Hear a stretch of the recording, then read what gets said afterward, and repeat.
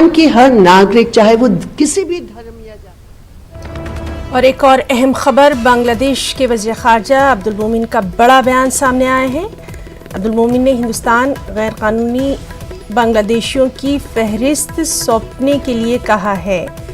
तो बांग्लादेश के वज़ीर ख़ारजा अब्दुल मोमिन का बड़ा बयान सामने आया है, जिसमें उन्होंने हिंदुस्तान में गैर कानूनी तौर पर बांग्लादेशियों की जो मुकीम हैं उनकी फहरिस्त सौंपने के लिए कहा है। बांग्लादेश ऐसे लोगों को वापस लेने के लिए तैयार है। दरअसल एनआरसी पर उनसे एक सवाल किया गया था, जिसके जवाब में अब्दुल मोमिन ने ये बात कही है। और इसके मज़ीद तफसीलात के लिए हमारे साथ दिल्ली से हमारे साथी शैलेंद्र वांगू भी मौजूद हैं। शैलेंद्र, काफ़ी अहम खबर है, क्या कुछ अपडेट?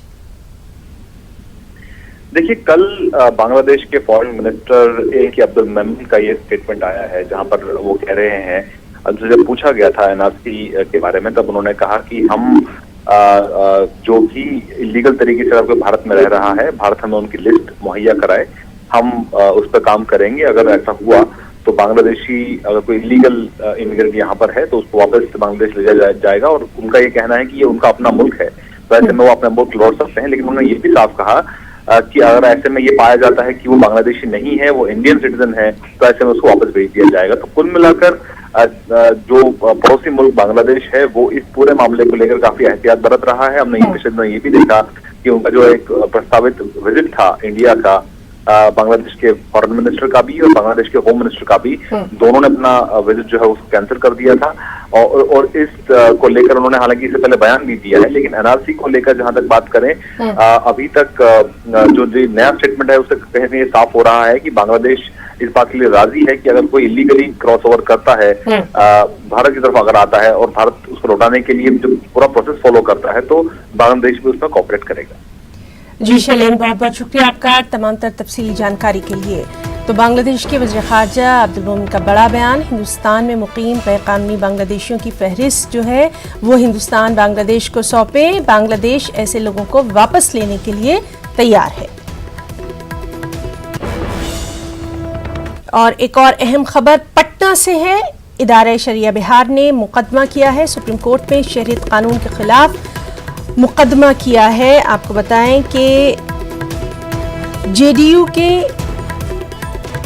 एमएलसी मौलाना गुलाम रसूल बलियावी ने मुकदमा किया है। इदारे शरिया के सदर भी हैं वो, और साथ ही साथ जेडीयू के एमएलसी हैं मौलाना गुलाम रसूल बलियावी, जिन्होंने ये मुकदमा किया है।